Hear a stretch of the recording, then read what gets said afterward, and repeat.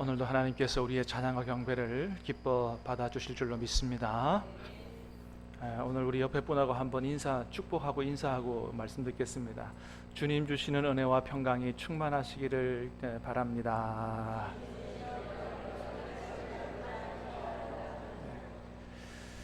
사랑하는 여러분, 오늘 저와 여러분 가운데 우리 주님이 주시는 은혜와 평강이 충만하게 임하기를 주님의 이름으로 축복합니다.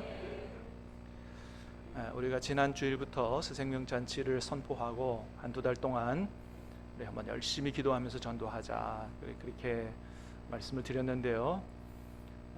어떠십니까 여러분? 전도할 마음이 좀 충만하게 막 피어오르나요? 아멘 하시는 분에게 큰 은혜와 복이 있을지어다. 근데 사실 좀 부담이 되는 것도 사실이지요. 이해가 갑니다. 왜 그러냐 하면 요즘 우리 사회에서 우리 기독교가 가지는 이미지가 너무 많이 안 좋아졌기 때문에, 전도하기 싫어서가 아니고 예수님 얘기하기 싫어서가 아니고 우리 주변에서 우리 교회와 기독교를 보는 시선이 너무 안 좋기 때문에 친구들이나 직장 동료들에게 예수 믿자, 교회 가자 이런 얘기하기가 참 쉽지 않은 이런 분위기 속에 있기 때문에 그렇습니다.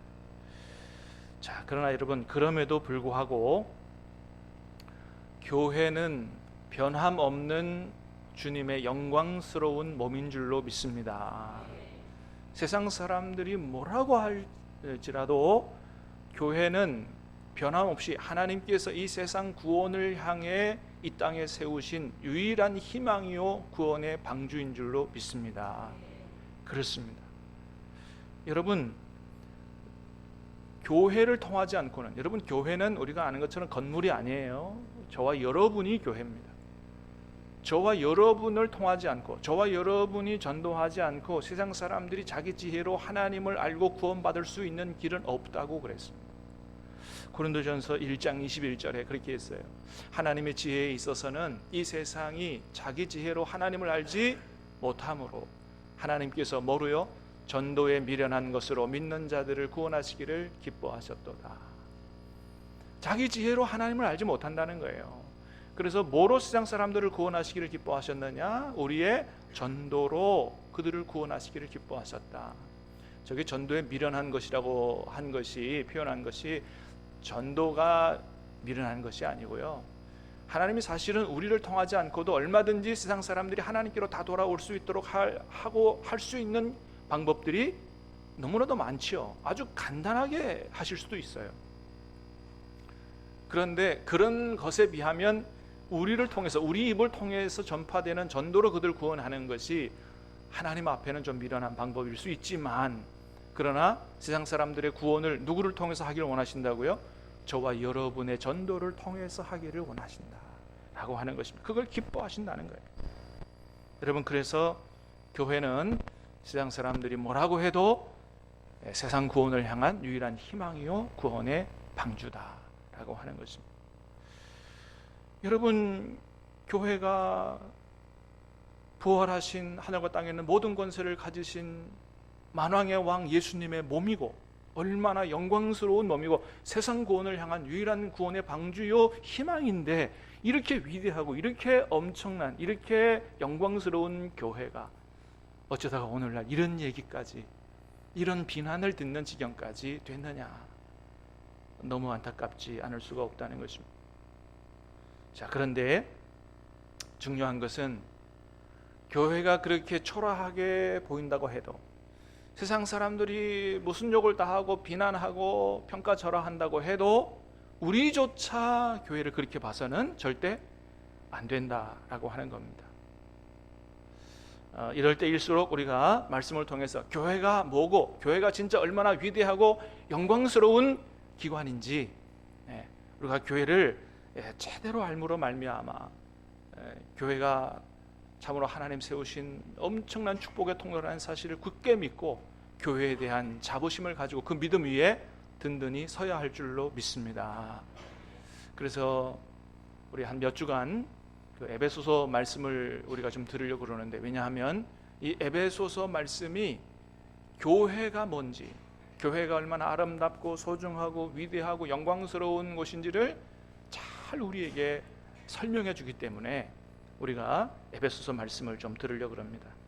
간절히 바라기는 이 에베소서 말씀을 듣는 동안에 여러분, 저와 여러분들이 다시 한번 교회가 얼마나 위대하고 영광스러운 것인지, 그 얼마나 하나님이 이 땅에 세워주신 축복의 통로의 기관인지를 제대로 깨달아 알게 되기 바라고, 교회에 대한 자부심도 회복할 수 있게 되기 바라고, 어디 가서나 교회를 자랑하고 기쁨으로 전도할 수 있는 그런 저와 여러분들이 될 수 있기를 주님의 이름으로 축복합니다. 사실 교회에 대한 초라한 생각은 이 에베소서를 쓸 당시의 에베소 교회의 성도들의 생각이나 오늘 우리의 생각이나 그렇게 크게 다르지 않았을 것이라고 생각합니다. 왜냐하면 당시 에베소 교회도 에베소 도시라든지 그 에베소 도시 안에 세워진 이방 신전, 이런 것들에 비교해 보면 아주 초라하기 그지 없었기 때문에 그렇습니다. 당시 에베소라는 도시가 어떤 도시였냐 하면, 지금도 있죠. 지금 터키라고 하는 나라에 있습니다. 여러분 지도를 보시면 에베소라고 하는 도시가 어느 정도 어디쯤 있는지 보이실 텐데, 지금 저 아시아라고 크게 쓰는 게 터키죠. 터키 서부 해안 쪽에 자리 잡은 그런 항구 도시 중에 하나인데, 이 에베소라고 하는 도시는 해상과 육상의 주요 무역로가 교차되는 도시라서 당시 저기 아시아, 소아시아라 그럽니다. 이 소아시아의 교통과 상업의 중심지였다고 합니다. 그래서 얼마나 많은 사람들이 살았냐 하면 한 50만 명 정도가 살았다 그래요. 그러니까 고대 도시에서 50만 명 살았다는 것은 굉장히 큰 도시를 이야기합니다. 지금은 인구가 많아졌기 때문에 뭐 50만이 그렇게 크지 않지만, 지금도 사실 50만 작은 거 아니죠. 당시에 50만은 굉장히 큰 도시였습니다. 그래서 이 에베소가 로마 황제 숭배를 위해서 전략적인 위치를 차지했기 때문에 로마 황제를 숭배하기 위한 신전, 그 신전이 3개나 세워졌다 그러고요. 대표적인 로마 황제 숭배의 도시, 그러니까 로마 제국의 수도급 도시였다 그럽니다.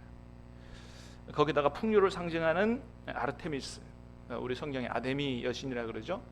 아데미 여신의 숭배의 본거지인데, 신전 크기가 얼마나, 저게 지금 아데미 신전 남아 있는 유적입니다. 유적. 뭐 우리가 이제 사진이라든지 뭐 이렇게 영상으로 자주 봐서 그렇게 크게 안 놀랄 것 같습니다만, 실제로 저런데 가보면 저 기둥이 얼마나 높은 거냐 하면 굉장히 높습니다. 한 몇십 메터 되는 거예요. 저 기둥이. 저런 기둥이 아데미 여신 신전에 몇 개나 있었냐? 100개 이상 있었다는 거예요. 지금 남은 거 몇 개 안 되지만 저런 기둥이 100개. 그러니까 아마 그 높이가 18m, 거리가 115m, 넓이가 45m. 아마 이런 것들을 종합해서 만들어 놓으면 저런 신전이었지 않나 생각이 됩니다. 어마어마하게 큰 거죠. 그래서 이 신전을 방문하는 신도들이 많았기 때문에 에베소는 숙박업이라든지 또는 뭐 기념품 사업이라든지 이런 것들이 굉장히 성행했고, 심지어는 귀신을 쫓는 마술, 부적 판매업 이런 것이 굉장히 성행했다고 합니다. 그래서 사도행전 19장 19절에 보면 바울을 통해서 에베소 지역에 복음이 전파되고 부흥이 일어나고, 그래서 마술을 행하던 사람들이 이제 나 마술 그만두고 예수 믿어야 되겠다 이렇게 생각해서 자기가 갖고 있던 그 마술에 관한 책을 내다가 불태웠는데, 그게 얼마 어치나 됐냐면 은 5만 어치나 됐다 그랬어요. 은 5만이면 얼마나 되냐 하면 5만 일을 일해야 벌 수 있는 돈이에요. 하루 일당 10만 원으로 잡으면 그 마술사들이 갖고 있던 책값이 뭐냐면 50억 원어치입니다. 책값이 50억 원이면 여러분 얼마나 많은 이 마술에 관한 일들이 행해졌는지를 우리가 좀 생각해 볼 수 있죠. 자, 이렇게 에베소라고 하는 도시는 굉장히 풍요롭고 또 우상숭배, 또 황제숭배, 뭐 굉장히 좀 타락한 도시라고 이야기할 수 있어요. 아주 타락한 문화와 우상숭배가 굉장히 성행하던 이런 지역에 에베소 교회가 세워졌는데, 에베소 교회는 어떠냐? 제대로 된 건물도 하나 없죠. 에베소 교회를 세운 바울은 지금 저 로마 감옥에 갇혀 있는 신세가 됐지요. 그러니 여러분, 이런 도시, 이런 우상 숭배의 본거지에서 에베소 교회가 얼마나 초라해 보였겠느냐. 자기들 보기에도 그렇고 세상 사람들 보기에도 뭐라 그러겠어요. 예. 에베소 교회는 뭔가 아무것도 아닌 거죠. 그래서 바울이 로마 감옥에 갇혀 있으면서 에베소 교회를 위해서 아주 간절히 기도했습니다. 1장 15절 16절에 보니까 에베소 교회를 위해서 기도하는 바울의 모습을 보게 되는데요. 같이 한번 보겠습니다. 시작. 이로 말미암아 주 예수 안에서 너희 믿음과 모든 성도를 향한 사랑을 나도 듣고 내가 기도할 때 기억하며 감사하기를 그치지 아니하고. 바울이 에베소 교회를 향해서 늘 기도하면서 하나님 앞에 감사하기를 그치지 않았다. 그러니까 여기 감사하기를 그치지 않았다, 감사기도 드렸다고 하지만 사실은 바울이 감사할 만한 소식을 들었기 때문에 감사했지, 사실은 이 에베소 교회를 위해서 눈물로 기도했을 거예요. 왜냐하면 바울이 그 어느 교회보다도 에베소 교회에 쏟은 애정이 남달랐고, 여기서 3년 동안 복음을 전하면서 눈물로 교회를 세웠다고 성경이 기록하고 있어요. 눈물로 세운 교회였기 때문에 정말로 눈물로 이 교회를 위해서 기도했을 거다. 그런데 바울이 에베소 교회를 위해서 눈물로 기도하면서 큰 은혜를 받았습니다. 그게 뭐냐? 바로 교회가 얼마나 위대하고 영광스러운 것인지를 깨달았기 때문이에요. 에베소 교회를 위해서 기도하다가 하나님께서 교회가 얼마나 위대하고 영광스러운지를 깨닫게 하셔서 그 깨달은 은혜와 감격을 편지를 써서 에베소 교회 성도들에게 보냈습니다. 그게 뭐냐? 그게 에베소서예요. 이 에베소서 안에는 교회에 대한, 교회가 얼마나 위대하고 영광스러운 것인지를 아주 자세하게 보여주고 있어요. 자, 우리 바울이 에베소서 통해서 전해주는 교회의 모습, 교회의 본질, 우리 간단히 몇 가지만 좀 보겠습니다. 첫 번째는 교회의 기원은 영원 전부터다라고 하는 겁니다. 4절 5절 말씀입니다. 같이 읽겠습니다. 시작. 곧 창세 전에 그리스도 안에서 우리를 택하사 우리로 사랑 안에서 그 앞에 거룩하고 흠이 없게 하시려고 그 기쁘신 뜻대로 우리를 예정하사 예수 그리스도로 말미암아 자기의 아들들이 되게 하셨으니. 자, 하나님이 저와 여러분들을 구원하실 때 언제부터 계획하고 구원하셨다고 그래요? 창세 전에 그리스도 안에서 우리를 택하셨다. 저와 여러분이 구원받은 게 이미 하나님께서 창세 전부터 계획하고 계셨던 것이다 라는 겁니다. 여러분, 이게 교회의 기원이기도 해요. 왜요? 교회는 건물이 아니고 저와 여러분이기 때문이에요. 저와 여러분을 구원하여 이렇게 주님의 이름으로 교회를 세우는 계획을 주님께서 영원 전서부터, 창세 전서부터 하고 계셨다는 거예요. 그래서 여러분, 교회는 어쩌다가 생겨난 게 아닙니다. 어쩌다 예수님을 따르는 사람들이 모아서 사람들이 세운 게 아니라는 거예요. 교회의 기원은 영원 전부터다. 두 번째, 교회는 하늘을 경험하고 누리는 곳이다라고 하는 거죠. 자, 2장 5절 6절입니다. 시작. 허물로 죽은 우리를 그리스도와 함께 살리셨고 너희는 은혜로 구원을 받은 것이라. 또 함께 일으키사 그리스도 예수 안에서 함께 하늘에 앉히시니. 에베소 교회 성도들에게 그렇게 얘기합니다. 허물로 죽은 우리를 그리스도와 함께 살리셨다. 우리 구원하셨다는 거죠. 자, 뿐만 아닙니다. 또 함께 일으키사 그리스도 예수와 함께 어디에 앉히셨다? 하늘에 앉히셨다는 거예요. 눈에 보이는 교회는 이 땅에 있지만 동시에 우리는 어디에 앉아 있는 사람이에요? 하늘에 앉아 있는 사람입니다. 믿으시기를 바랍니다. 여러분, 구원받은 백성은 그래서 이 땅에 살면서 동시에 어디를 누리는 사람들이냐? 하늘을 누리는 사람들이라는 거예요. 할렐루야. 여러분, 이 땅에 발붙이고 살아가지만 하늘을 누리면서 살아갈 수 있기를 주님의 이름으로 축복합니다. 그렇습니다. 그게 교회라는 거예요. 어느 누가 하늘을 누리며 살아갈 수 있어요. 세 번째는, 교회는 장차 온 우주 만물을 통일하는 데 쓰임받는 기관이다 하는 것입니다. 자, 1장 9절 10절 시작. 그 뜻의 비밀을 우리에게 알리신 것이요 그의 기뻐하심을 따라 그리스도 안에서 때가 찬 경륜을 위하여 예정하신 것이니 하늘에 있는 것이나 땅에 있는 것이 다 그리스도 안에서 통일되게 하려 하심이라. 아멘. 하나님께서 창세 전부터 계획해 놓으신 그 모든 비밀을 우리에게 알리셨다는 거예요. 우리에게 알리신 이유가 뭐라고요? 장차 하늘에 있는 것이나 땅에 있는 것이나 다 그리스도 안에서 통일되게 하려고 우리에게 그 비밀을 알려주셨다라고 하는 겁니다. 장차 이 온 우주 만물의 통일을 누구를 통해서 이루어 가시겠다는 거예요? 저와 여러분과 교회를 통해서 이루어 가시겠다. 여러분, 과연 온 세계를 누가 통일할 수 있어요?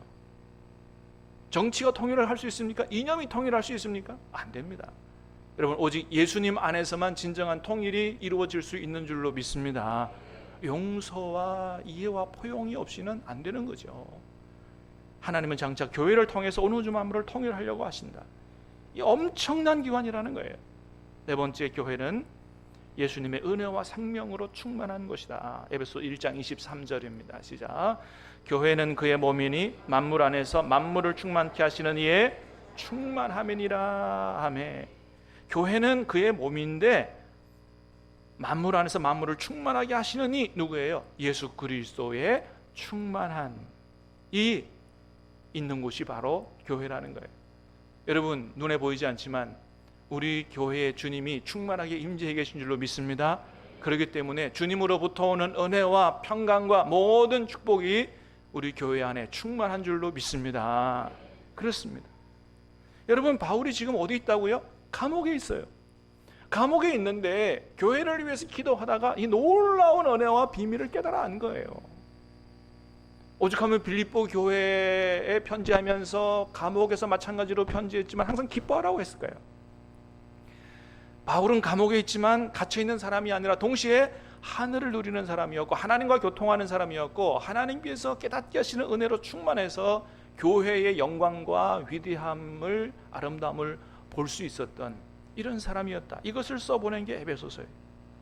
자, 여러분, 바울이 어떻게 이런 놀라운 비밀들을 깨달아 알게 됐다고요? 기도하다가 라고 하는 것입니다. 기도하다가. 여러분, 기도할 수 있기를 바랍니다. 여러분, 기도하면 하나님께서 우리에게 큰 은혜를 주실 줄로 믿습니다. 깨닫게 하시는 은혜도 주시고요, 변화되게 하시는 은혜도 주시고요, 새로운 힘과 우리 영혼을 살리는 그런 은혜를 주십니다. 예레미야 33장 3장에서 하나님 말씀하십니다. 시작. 너는 내게 부르짖으라. 내가 내게 응답하겠고 내가 알지 못하는 크고 비밀한 일을 내게 보이리라. 보여주신다는 거예요. 기도하실 때 응답하신다는 거예요. 깨닫게 하신다는 거예요. 그거 알지 못하는 비밀한 일들을 보여주신다는 것입니다. 여러분, 현대를 살아가는 우리 그리스도인들에게 부족한 게 뭘까요? 성경 지식이 아닙니다. 여러분, 이제 우리는 알 만큼 다 알아요. 성경 지식이, 더 많은 지식이 부족한 게 아니에요. 필요한 게 아니에요. 뭐가 부족해요? 기도가 부족한 거예요. 무슨 기도가 부족한 거예요? 하나님과 만나서 교제하는 그 기도, 그 본질적인 기도가 부족한 거예요. 여러분, 요즘 여러분 마음껏 나오셔서 기도할 수 있도록 교회 문을 열어뒀습니다. 24시간 내내 열어두지 못하지만 여러분 저녁 시간에 교회를 열어뒀어요. 한번 나와서 여러분 조용히 하나님 앞에 기도해 보시길 바랍니다. 담당자만, 요새 담당자만 나오지 않으시더라고요. 다른 분들도 나오시더라고요. 모든 걸 다 내려놓고 하나님 앞에 단독자로 서서 조용히 하나님 앞에 기도하면 하나님께서 마음에 벌써 은혜를 부어주시는 것들이 느껴져요. 여러분, 마음의 평강을 안고 돌아가실 수 있으실 것입니다. 기도하다 주님 만나시게 되기 바라고, 기도하다 주님이 부어주시는 하늘의 신령한 은혜로 충만하게 채워질 수 있기를 주님의 이름으로 축복합니다. 자, 그렇게 바울이 교회에 대한 비밀을 깨달아 알고 에베소 교회에게 교회가 뭔가, 교회가 얼마나 위대한 것인가 편지를 써서 보내는데, 오늘 본문에서 본 대로 먼저는 인사말을 건네죠. 자, 1절 2절을 다시 보겠습니다. 1절 2절 시작. 하나님의 뜻으로 말미암아 그리스도 예수의 사도된 바울은 에베소에 있는 성도들과 그리스도 예수 안에 있는 신실한 자들에게 편지하노니 하나님 우리 아버지와 주 예수 그리스도로부터 은혜와 평강이 너희에게 있을지어다. 아멘. 바울이 먼저 에베소 교회 성도들에게 하나님 아버지와 우리 주 예수님으로부터 오는 은혜와 평강이 너희에게 풍성하게 임하기를 기원하고 있는 걸 보게 됩니다. 근데 이게 단순한 소망이 아니에요. 너희에게 은혜와 평강이 풍성하게 있기를 소원한다. 단순한 소망이 아니라 실제로 누릴 수 있다는 겁니다. 이 은혜와 평강, 풍성한 은혜와 평강을 누릴 수 있다는 거예요. 왜 그렇습니까? 누구로부터 오기 때문에? 하나님과 우리 주 예수님으로부터 오기 때문에 우리가 분명히 그 놀라운 은혜를 누릴 수 있다는 겁니다. 사랑하는 여러분, 저와 여러분이 하나님 아버지와 우리 주 예수님으로부터 오는 은혜와 평강을 풍성히 누리는 삶을 살아갈 수 있기를 주님의 이름으로 축복합니다. 자, 그럼 은혜가 뭐고, 우리를 살리는 은혜가 뭐고, 여기서 말하는 평강이 뭔가? 첫 번째는 은혜입니다. 은혜는 헬라어로 카리스라고 하는 말이에요. 한마디로 말하면 선물이다, 이런 말입니다. 더 나아가서 이게 어떤 의미로 쓰여지고 있냐 하면, 바울에게서 받을 자격이 없는 사람에게 거저 주어지는 큰 호의를 얘기합니다. 받을 자격이 없는 사람에게 주어지는 큰 은혜, 큰 축복, 그것이 은혜죠. 여러분, 그러고 보면 우리에게 주어져 있는 모든 것이 다 하나님의 은혜라는 것을 깨닫게 되죠. 다 하나님이 주신 거예요. 하나님이 주신 선물이에요. 하나님 주지 않으신 것이 없어요. 우리의 생명도 하나님 주신 은혜요. 숨쉬고 사는 것도, 공기도 그렇고 물도 그렇고 우리가 사는 이 땅도 그렇고 하늘도 그렇고 집도 그렇고 교회도 그렇고 내 옆에서 함께 살아가는 이웃들도 가족들도 다 하나님의 주신 은혜요, 선물이죠. 뿐만 아니라 저와 여러분들은 이 세상 그 무엇과도 비교할 수 없는 엄청난 은혜를 받았습니다. 어떤 은혜를 받았어요? 우리 주 예수 그리스도의 십자가의 은혜예요. 원래 저와 여러분들은 죄인이라 하나님 앞에 버림받아 영원히 지옥에 떨어져 멸망받을 수밖에 없었던 그런 존재였다는 거죠. 근데 하나님이 저와 여러분을 사랑하시고 저와 여러분을 긍휼히 여기셔서 저와 여러분을 구원하시기 위해서 하나님의 외아들 독생자를 이 땅에 인간의 몸을 입혀 십자가에 달려 돌아가시는 그 보혈의 은혜로 말미암아, 또 그것이 나의 구세주심이 믿어지도록 은혜 주심으로 말미암아 저와 여러분이 구원받아 하나님의 자녀가 되고 영원한 영생의 소망을 가지고 살아갈 수 있는 이 엄청난 은혜를 받았다는 것입니다. 할렐루야. 그래서 사실은 여러분, 이미 저와 여러분이 받은, 하나님으로부터 받은 은혜는 차고 넘치는 거예요. 여러분, 사실 우리에게 더 무슨 큰 은혜가 필요한 게 아니에요. 이미 저와 여러분이 받은 은혜가 차고 넘치는 줄로 믿으시기를 바랍니다. 중요한 건 뭐냐? 이미 내가 받은 은혜를 깨달아 하는 게 중요한 겁니다. 여러분, 하나님이 저와 여러분을 사랑하셔서 하나님의 독생자 외아들 이 땅에 십자가에 내려본 십자가에 죽게 하시고 그 십자가의 보혈의 대가, 죽음의 대가로 우리를 구원하셨다. 무슨 은혜가 더 필요해요? 무슨 하나님의 사랑이 더 필요해요? 중요한 것은 받은 은혜, 받은 사랑을 깨달아 하는 게 중요하다. 문제는 뭐예요?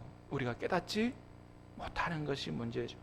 사랑하는 여러분, 주님의 이름으로 축복합니다. 이미 받은 은혜 깨달아 알게 되기 바라고, 정말 하나님 앞에 감사하며 여러분 영광 돌리며 누리며 사시기를 주님의 이름으로 축복합니다.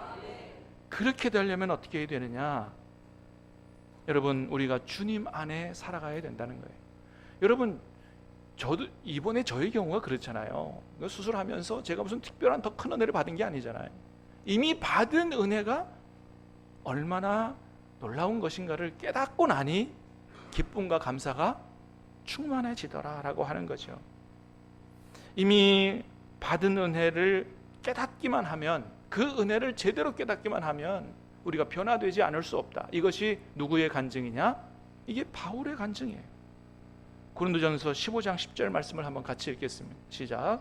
그러나 내가 나 된 것은 하나님의 은혜로 된 것이니 내게 주신 그의 은혜가 헛되지 아니하여 내가 모든 사도보다 더 많이 수고하였으나 내가 한 것이 아니요 오직 나와 함께 하신 하나님의 은혜로라. 아멘. 여러분, 바울이 180도 변해서 자신의 남은 인생을 온전히 하나님과 복음에 바친 이유가 뭐예요? 정말로 예수 그리스도, 그분이 구세주였다는 사실, 하나님이 우리를 사랑하사 하나님의 아들 독생자를, 예수님을 이 땅에 보내 십자가에 달려 돌아가게 하심으로 그 십자가의 은혜로 우리를 구원하시다는 그 진리를 깨달아 알았을 때, 이게 내가 받은 은혜가 엄청나구나 라는 사실을 깨달아 알았을 때, 그가 완전히 새로운 사람으로 변화되게 됐다라고 하는 것이죠. 여러분, 그래서 신앙생활이 뭐냐? 이미 주어진 십자가의 은혜를 제대로 깨달아 알고 날마다 그 은혜에 감사하면서 그 은혜에 응답하면서 살아가는 것이 바로 신앙생활이다라고 할 수 있습니다. 다른 게 신앙생활 아니에요. 날마다 십자가를 바라보고 그 은혜를 기억하며 감사하면서 그 하나님의 우리를 부르시고 구원하신 하나님의 뜻에 응답하면서 살아가는, 그게 신앙생활입니다. 자, 여러분, 우리가 그렇게 하려면 어떻게 살아야 하느냐? 1절 말씀을 같이 한번 보겠습니다. 1절 시작. 하나님의 뜻으로 말미암아 그리스도 예수의 사도된 바울은 에베소에 있는 성도들과 그리스도 예수 안에 있는 신실한 자들에게 편지하노니 아멘. 사도 바울이 이런 표현을 합니다. 첫 번째는 에베소에 있는 성도들과, 그 다음에 그 사람들이 어디 안에 있어요? 그리스도 예수 안에 있는 신실한 자들이라고 얘기합니다. 여러분, 그렇습니다. 우리가 진정한 하나님의 백성으로 하나님이 주신 은혜를 누리고 살아가려면 부산 안에서만 살면 안 돼요. 신앙 안에서만 살면 안 돼요. 어디 안에서 살아야 돼요? 동시에 그리스도 예수 안에서 살아야 한다는 것입니다. 사랑하는 여러분, 늘 그리스도 예수님 안에 사시기를 주님의 이름으로 축복합니다. 늘 주님을 바라보고 주님과 함께 주님 안에서 살아갈 때 성령의 깨닫게 하신 은혜로 말미암아 우리가 받은 은혜가 얼마나 엄청난 것인 줄 알고 진정으로 감사하고 감격하며 천국을 누리며 살아갈 수 있다는 것입니다. 여러분, 오늘도 내일도 주님 안에 사시기를 다시 한번 주님의 이름으로 축복합니다. 두 번째는 평강입니다. 평강이라고 하는 헬라어는 에이레네라고 하는 말인데, 이 말은 사실은 우리 안에 있는 개인적이고 내적인 평강, 평안, 이런 것을 의미하기보다 사실은 먼저는 사람들과의 관계 속에 있는 평화를 가리키는 단어예요. 두 가지 의미가 다 있긴 하지만 평강보다는 뭐가 더 강조된 의미라고요? 평화가 강조된 말이에요. 다시 말하면 바울이 그렇게 축복합니다. 에베소 교회 성도들이여, 당신들 안에 하나님과 우리 주 예수 그리스도로부터 오는 평화가 여러분 안에 충만하기를 기원합니다 라고 하는 것입니다.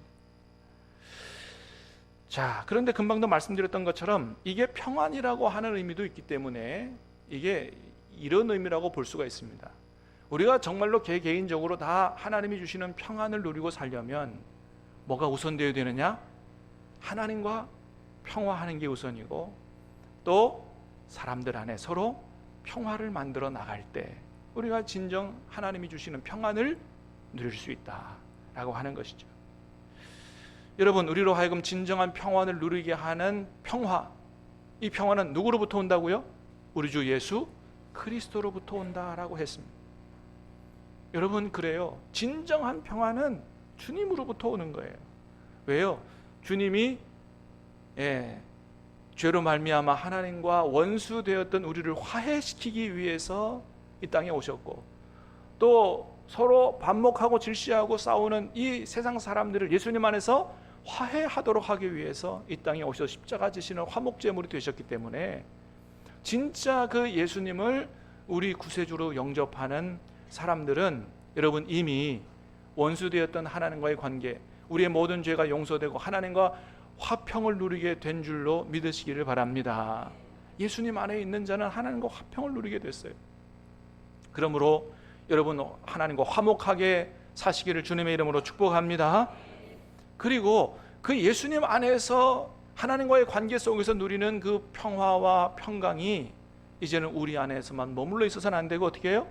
우리 옆으로, 우리 교회 안에, 또 우리 가정 안에, 우리 이웃 안에, 우리 직장 안에 우리 주님으로부터 오는 평화와 평강이 충만하게 이루어지도록 주님이 우리에게 그 화목하게 하는 직분을 주셨다고 말씀합니다. 고린도후서 5장 18절 말씀 같이 보겠습니다. 시작. 모든 것이 하나님께로서 났으며 그가 그리스도로 말미암아 우리를 자기와 화목하게 하시고 또 우리에게 화목하게 하는 직분을 주셨으니, 우리에게 무슨 직분을 주셨다고요? 화목하게 하는 직분. 여러분, 모두에게 하나님이 목사의 직분, 장로의 직분을 주신 건 아니에요. 그러나 우리 모두에게 어떤 직분을 주셨느냐? 화목하게 하는 직분을 주셨다는 거예요. 여러분, 그러므로 이 직분을 잘 감당하시기를 축복합니다. 그러면 우리 사는 모든 삶의 영역에 하나님의 나라가 이루어진다는 겁니다. 평화의 나라, 정말 하나님이 주시는 평강의 축복을 누리는 그 축복을 누리고 살 수 있다는 것입니다. 그렇기 때문에 전도해야 하는 거고요. 세상 사람들이 하나님과 화평하도록 하기 위해서.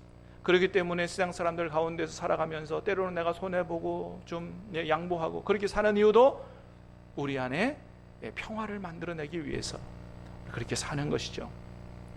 그렇게 살아갈 때 우리 가정으로부터 교회와 지역과 이 사회 안에 하나님이 주시는 진정한 평화와 평강의 나라가 이루어지게 된다라고 하는 것입니다. 그러지 못하면 마귀가 틈타고, 마귀가 틈타면 그게 교회든지 가정이든지 직장이든지 다 지옥으로 변하는 거예요. 사랑하는 여러분, 여러분의 가정에, 우리 교회 절대로 사단 마귀가 틈타지 않게 되기를 축복합니다. 하나님 주시는 은혜와 평강이 충만하게 되기를 주님의 이름으로 축복합니다. 얼마 전에 개봉해서 세계적으로 히트를 하고 있는 영화가 하나 있습니다. 원자폭탄의 아버지라고 불리는 오펜하이머라고 하는 사람의 일대기를 그린 영화예요. 이분이 원자폭탄을 개발해서 우리나라가 일제로부터 해방이 됐죠. 이분이 나중에 그런 얘기를 했다 그래요. 이 세상에서 가장 강력한 무기는 핵무기도 아니고 수소폭탄도 아니고 바로 평화입니다 라고 얘기했다 그래요. 원자폭탄을 만든 이유가 사실은 힘의 균형으로 평화를 이뤄보려고 했는데 이분이 한 얘기, 진짜 가장 강력한 무기는 평화라는 것입니다. 그렇습니다. 폭탄과 힘이 주는 평화가 있지만 그건 진정한 평화가 아닙니다. 진정한 평화는 이해와 용서와 포용에서 오는, 그게 진정한 평화죠. 여러분, 그 평화는 누구로부터 온다고요? 우리 주 예수 그리스도로부터 온다. 하나님 아버지와 우리 주 예수 그리스도로부터 이 세상에 우리에게 진정 우리를 살리는 평화와 평강이 온다. 그러므로 사랑하는 여러분, 또 한 종한 세상에 사시면서 세상만 보지 마시고 정치만 보지 마시고 시시때때로 평화의 왕 되신 주님을 바라보고 여러분 주님 안에 살아갈 수 있기를 주님의 이름으로 축복합니다. 하나님과 화평하시고 주님 주시는 평강을 누리고 그 평강이 우리 주변의 모든 사람에게로 흘러 들어갈 수 있기를 다시 한번 주님의 이름으로 축복합니다. 찬양하며 기도하겠습니다.